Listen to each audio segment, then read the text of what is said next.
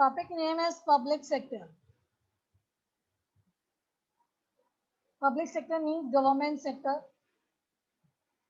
Public sector consists of governments and all publicly controlled, publicly funded agencies, enterprises, and other entities that deliver public programs, goods, and services to the general human being. Basically, it is a government sector. It is where it can maintain so many policies for the firms, for the consumer, for the traders, for the those people who do export import business. Public sector portion of the economy composed of all level of government and government controlled enterprises. Basically, government controls the all firms which are running in a particular region, particular nation. It does not include private companies, voluntary organization, and households. Means in public sector we cannot include the private organization, private firms, and voluntary organizations and households. The changing role of public sector. When India gained independence in 1947, and the economic condition of the country was very poor. When India, uh, when India will be become independent in 1947, the condition of our country was very poor, and there were hardly any public sector enterprises other than the railway and the postal services. Only only two public sector were established on that time: railway sector and the postal services. It was determined that going forward, public sector would play a big hand in economic development. And then again in 1990, the trend changed again. Let us take a more look at the changing role of public sector. First, role of public sector enterprises,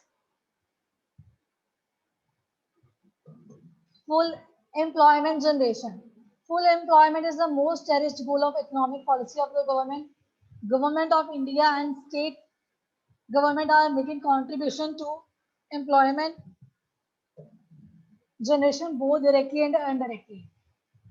The main motive is they have to generate employment for the human being, for the general public, because if they start business, they generate employment, then people can easily do jobs and earn their income and live a good lifestyle.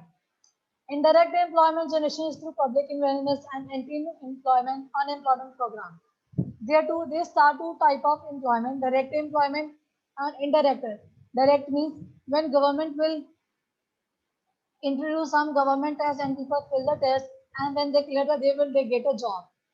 Now indirectly means indirect employment generation is through public investment. When the public invest in kind of any kind of business, they start business, they open industries, and in this way there are many people who get an opportunity to do job in the numerous organizations.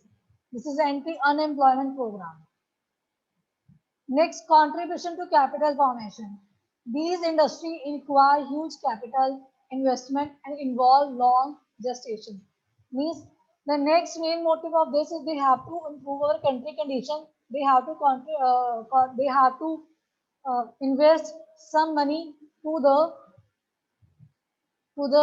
country, to the government. Means these industries require these kind of industries requires huge capital investment and involve long gestation. Public sector contribute in collection savings and investing them during the planned era. Means first they have collect their money and after that they have to save the money. Then they invest this money according to their planning, whatever they want to do for the country. During first and second plan, 54% of the total investment was in public sector and remaining in the private sector. When they start planning and work on the first 54% of the total investment, they will get from public sector, and remaining investment they will get from the private sector. In this way, they collect funds from the public as well as private sector. Now, after that, they have to decide improve the infrastructure, development of infrastructure.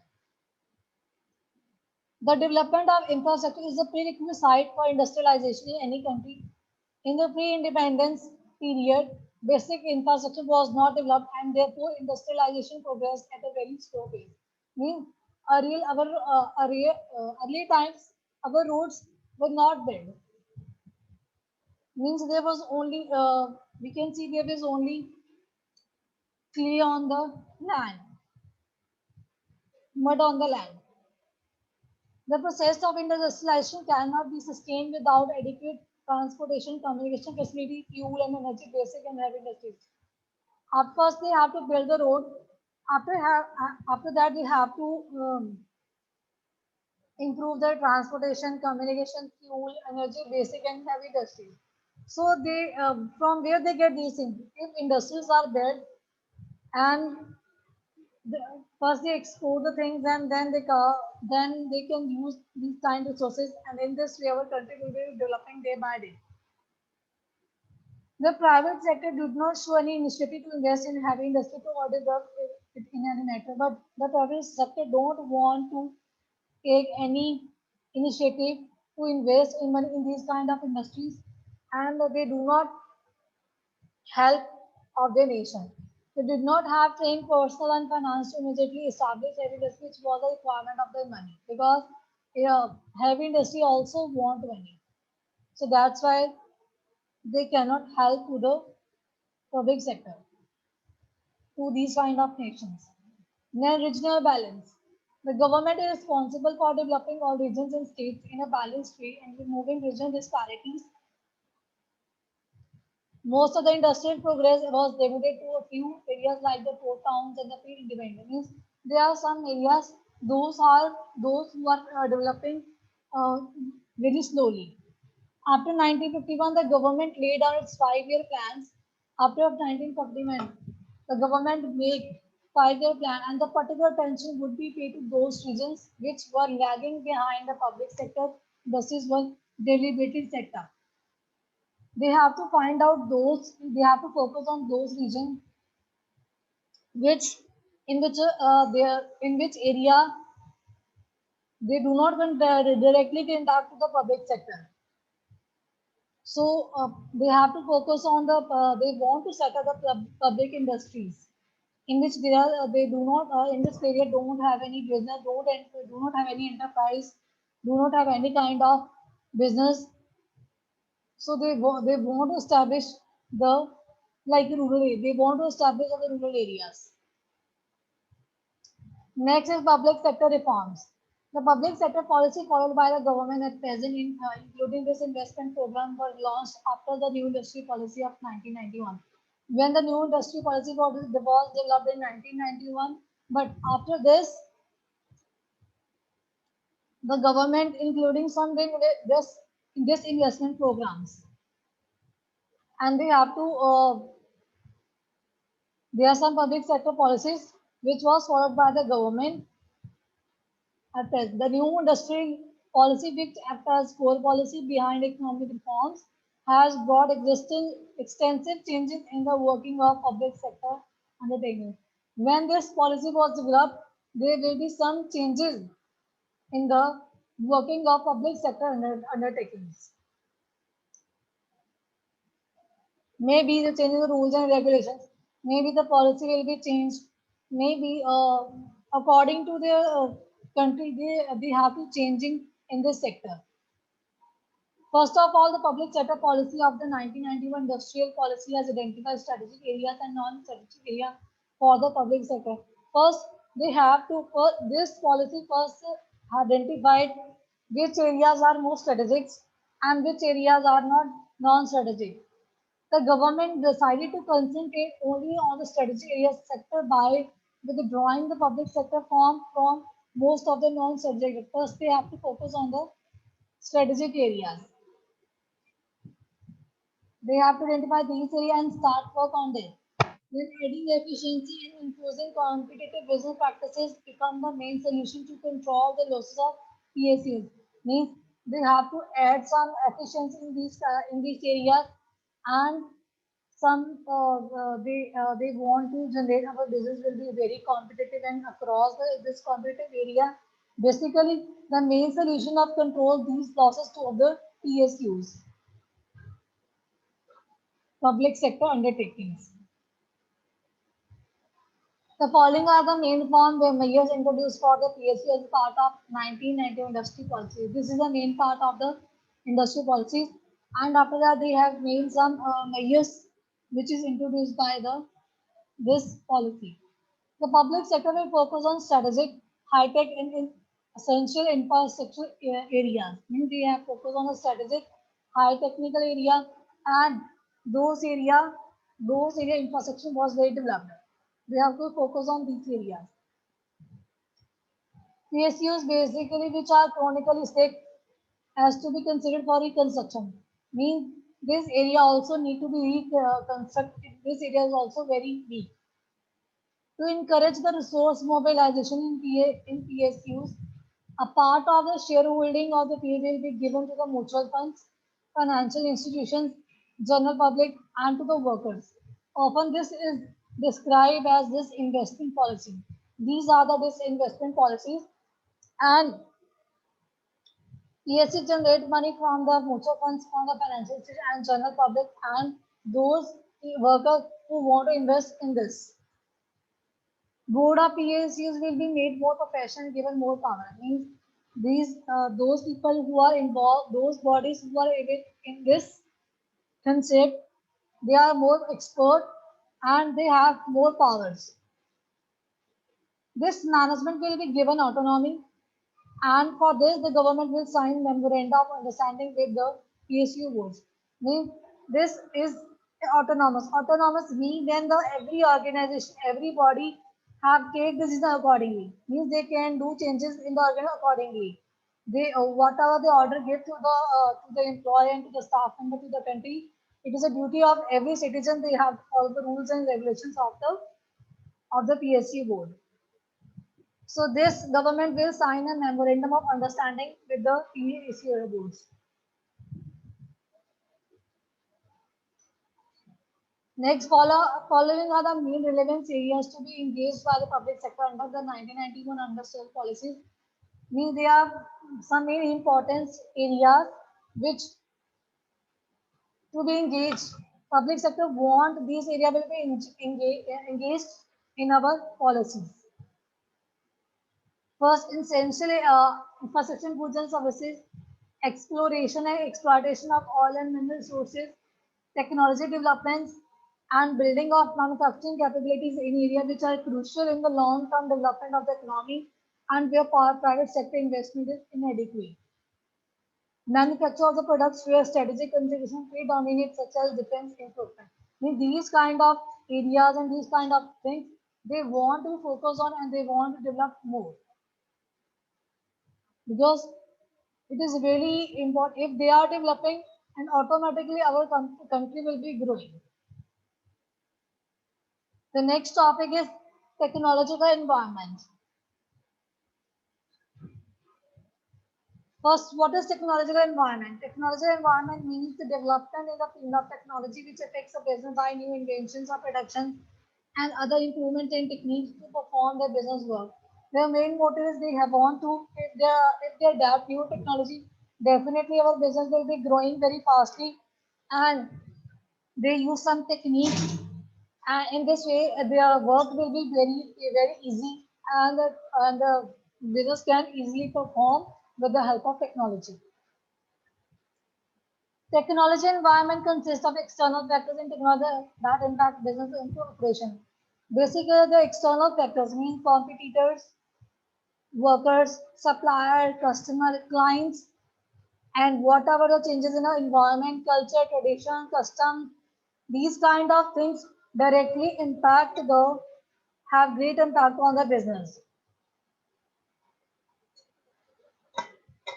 Basically, changes in technology affect how a company will do business.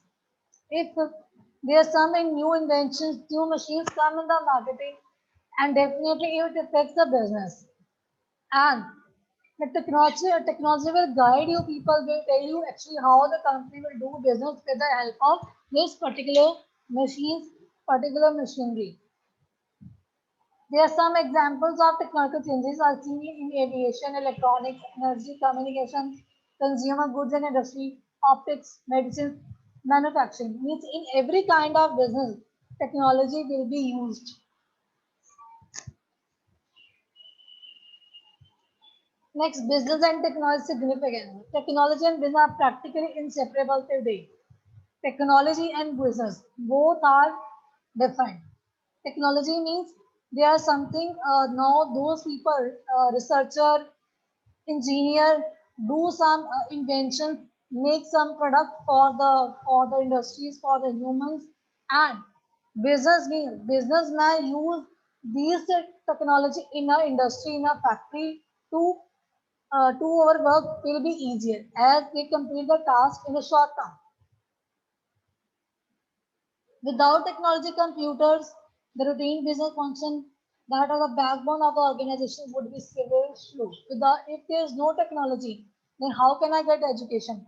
If we have computer, if we have internet, then we can easily communicate. Then can we easily save the previous record because with the help of technology we can complete a work within a short time.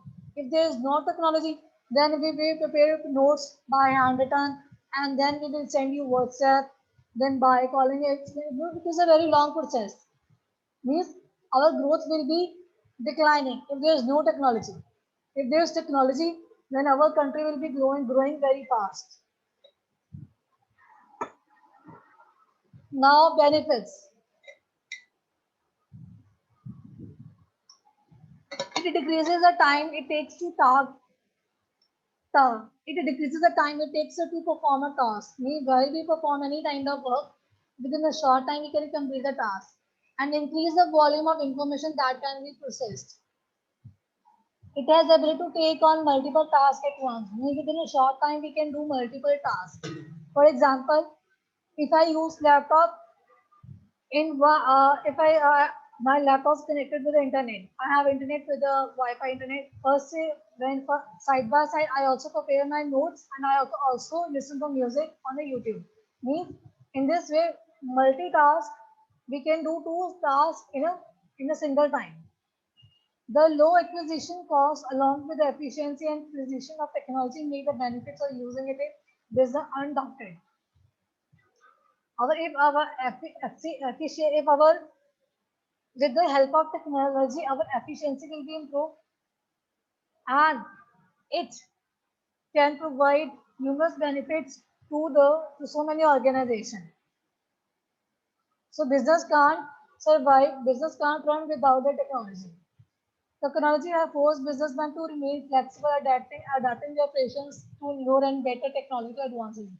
So technology basically it is need of everyone. They have to use it, they have to adapt as they can easily complete a task and whatever the new technology comes in the market, they they use it and they in this way whatever the new things come in the market, they have to adapt these things in the nation. Next, beside these, technology is relevant to a business in the following ways. First, reducing running costs, improve productivity, improved competitiveness, improved quality of services, example, speed of services, reduce wastage, introduction of new and better products and services. So these kind of benefits technology provides to the businessman. Next, technology affecting human factors. First, technical skills. Technical skills are ability to perform specialized jobs. People need technical to get the job done. Means if we want to use the technology skills also, if a person know how the skill how they can use this particular machine. In this way, they can take the benefit from the technology. Second is job performance. Technology is important for productivity. It is very important for improving job performance in following ways. Technology eliminates old jobs, means previous types of job eliminate with the help of technology. It also creates new jobs. This technology creates new job opportunity for the experienced people. Technology reduces physical efforts and time required to do the jobs. Means our physical efforts will be reduced with the help of technology. And that time we can utilize on another things.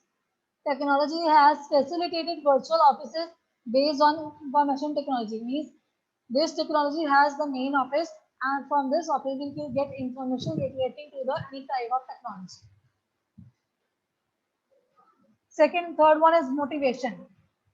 Motivation is a process that accounts for individual intensity, direction, persistence of effort towards a goal attainment. Means when we build up our confidence, it depends on how the individual have power to do the work, how much they have to put efforts to complete the goal. Technology through skills improvement help people get earn money. With the help of technology, with the help of skills, people can generate money. People can earn money. Jobs can be designed and redesigned through changing technology. If there is no technology, means we can also design the job. We can also do some changing in the job sector. Because we also want those experts, those people who know about the technology, who know about how we can use these technologies in the organization. Work environment is important for motivation. Motivation is very important in every field.